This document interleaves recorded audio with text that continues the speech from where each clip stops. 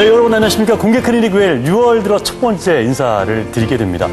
요즘 근데 여름이 6월부터 오는 것 같아요. 왜 이렇게 덥죠? 한낮에 6월이 이미 왔죠. 네, 더워가지고. 네. 아니, 선풍기 꺼내놓은 집도 많이 계시고, 차 타면 제일 먼저 하니까 또 에어컨 탁 버튼 누르는 분들이 많이 계신데, 그렇죠. 이럴 때 또 조심해야 되는 게 있습니다. 예. 뭡니까? 식중독이죠. 음식이죠, 네. 음식. 네. 수도권 지역만 하더라도요, 이 식중독 환자가 지난해 같은 기간에 비해서 3배나 증가했다고 합니다. 또 부산의 경우에는요, 지난주에 한 고등학교에서 160명이나 집단 식중독 증세를 보였다고 하는데요. 네. 저희가 뭐 누차 말씀을 드리는 거지만, 이 식중독은 예방만 잘해도 방지할 수 있는 그런 질병이잖아요. 그렇죠. 예. 세 가지만 제대로 실천하시면 네. 식중독 걱정 안 하셔도 됩니다. 뭡니까? 예. 끓이고, 익히고, 예. 씻고. 씻자. 그렇죠. 그래서 우리가 냉장고에 대해서 너무 과신하는데 너무 과신하지 마시고요. 생수도 개봉했으면 빨리빨리 드시길 바랍니다. 그리고 페트병 자주 이용하시잖아요. 네. 재활용으로 물 담고 그렇죠. 있는데 거기에 이틀만 지나면은 세균 덩어리라고 합니다. 예. 네.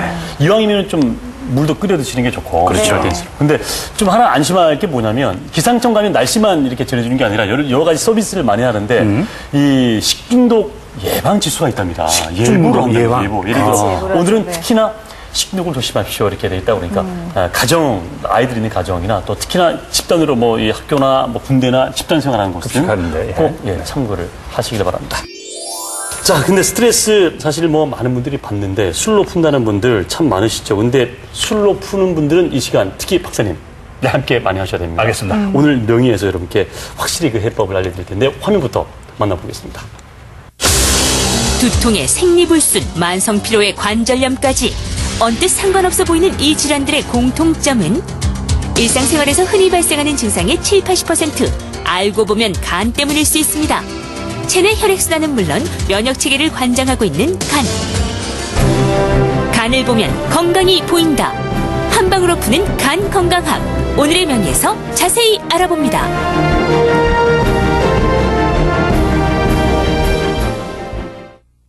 네, 자, 이 시간 함께 하십시오. 여러분, 두통이나 만성 피로 그리고 허리 디스크까지 이 간이 원인일 수 있다고 합니다. 무슨 얘기인지 잘 모르시겠죠.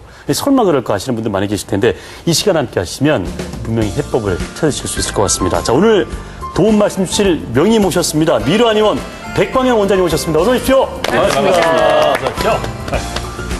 일단 우리가 이제 간 얘기가 나왔을 때 좀 움찔거리다. 간이 철렁 내려앉죠. 철렁 그러면 40대 이상일 텐데 일단 간에 대해서 자신 있다는 남성은 거의 없을 것 같은데 어떻습니까? 예, 실제로 저희 한의원에서 진료를 해봐도 환자분들의 한 70%에서 80% 정도는 간의 문제를 가지고 있는 경우가 많았습니다. 예. 네. 동의보감에 간을 상하는 경우에 보면 화를 지나치게 내어서 기가 거슬러 올라가면 간이 상한다라는 말이 있습니다. 예. 우리가 알고 있듯이 화나 스트레스는 간의 적입니다. 예. 네. 근데 간의 기운이 약해진다는 것은 중요한 것은 다른 많은 병들을 일으킬 수 있는 원인이 된다는 것입니다. 네, 저는 궁금해지는 게요. 네. 이 오장육부 가운데 다른 장기들도 많잖아요. 뭐 심장, 뭐 콩팥 많은데 많죠. 예, 왜 예. 하필 이 간이 유독 문제가 되나요? 예, 오장육부 중에 중요하지 않는 장기가 없겠지만 간과 관련해서는 혈액순환과 면역력 이 두 가지를 말씀드리고 싶습니다. 예. 동의보감에 보면 간은 혈을 저장한다는 말이 있습니다. 예. 그것은 우리 몸에서 혈액순환을 담당하는 데 중요한 역할을 간이 담당한다고 보는데 예. 한약에서는 인체는 그 면역력을 가지고 있는 아주 자연 치유력을 가지고 있는 그 완벽한 존재로 봅니다. 예. 근데 그렇게 자연 치유력이 제대로 발휘되려면 혈액순환이 원활하게 되어야 되는데 혈액순환이 잘 되면 우리 온몸 구석구석으로 그 좋은 영양물질이 잘 가고 그다음에 나쁜 노폐물들은 잘 회수하기 때문에 병이 잘 걸리지도 않고 걸려도 쉽게 치료가 되게 됩니다. 예. 예. 근데 이 간에 문제가 생기면 혈액순환에 장애가 생겨서 여러 가지 많은 병들을 일으킬 수 있습니다. 또 등유보감에 보면 뭐 간은 근육을 담당한다든지 예. 아니면 간은 장군지 간이라든지 뭐 등의 말들이 나오는데 네. 이것은 간이 피로를 이기는 그 근본적인 장기가 되고 또 간이 외부에서 침입하는 병사를 막아내고 저항하는 데 중요한 역할을 담당한다고 봅니다. 예. 여기서 간이 인체 면역력에서 중요한 역할을 담당한다는 것을 알 수가 있죠. 예. 그리고 풍은 모든 병의 제일 가는 원인이 된다고 하는데 네. 풍 맞는다 할 때 그 풍 말씀하시죠? 그렇죠. 예. 네. 그러니까 10중 뭐 8구는 풍이다 뭐 이런 말도 있듯이 여러 가지 그 병의 원인들 중에 풍이 많은 비중을 차지하는데 그 풍을 담당하는 놈이 또 바로 간입니다. 아, 그렇습니까? 예. 그래서 서양의학에서도 요즘은 보면 현대의 많은 병들의 원인을 얘기할 때 스트레스가 빠지지 않고 꼭 들어가는 경우가 많이 있습니다. 여기서 알 수 있듯이 간이 기운이 약해졌을 때는 여러 가지 병들이 걸릴 확률이 높아진다는 것을 알 수 있습니다. 잘 알겠습니다. 근데 그 장기 중에 간이 제일 크지 않나요? 크기도. 그렇죠. 예. 크기만큼 또 하는 일이 상당히 많네요. 그렇습니다. 저 원장님, 근데 이 간이 보통 그런 말 많이 하잖아요. 간은 아파도 증상을 모르기 때문에 특히나 조심해야 한다 이렇게 얘기를 많이 하던데 간이 안 좋다, 좀 이상이 있다 그러면 정말 증상이 없습니까? 예, 일단 간 하면 화나 스트레스 이걸 염두에 두시고 그다음에 우리가 신경을 많이 쓰거나 스트레스를 받으면 피가 마른다 이런 표현을 쓰지 않습니까? 그렇죠. 네. 그래서 간이 문제가 되는 경우에 두정통, 편두통 그러니까 머리가 아파도 머리가 꼭대기가 아프다든지 아니면 왼쪽 머리가 잘 아프게 됩니다. 아, 두정통이 꼭대기인가요? 그렇죠. 예. 아, 우리가 정상할 때 정자. 그다음에 어지러움증 빈혈이 있을 수 있는데 어지러움 같은 경우에는 우리가 병원에서는 귀의 평행 감각을 잡는 기관에 문제가 있다 이렇게 얘기를 하고요.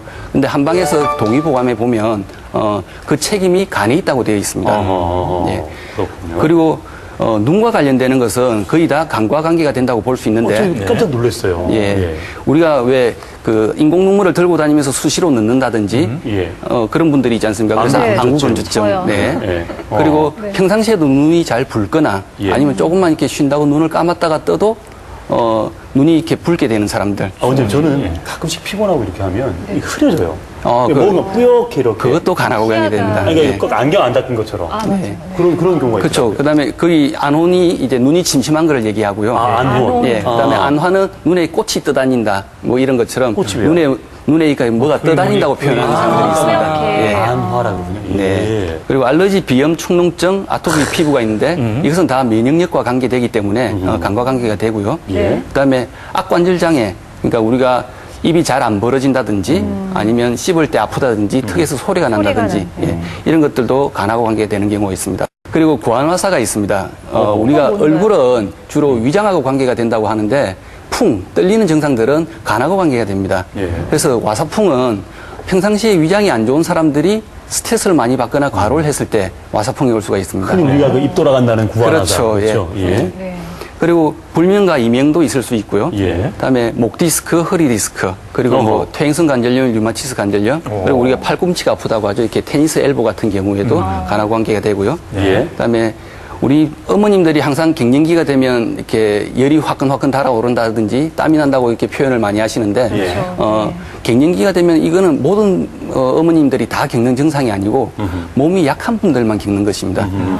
몸이 튼튼하신 분들은 소리 없이 지나가고 그렇습니까? 간이 약한 분들은 시끄럽게 지나가고 그 차이가 있는 것이죠. 그렇군요. 네.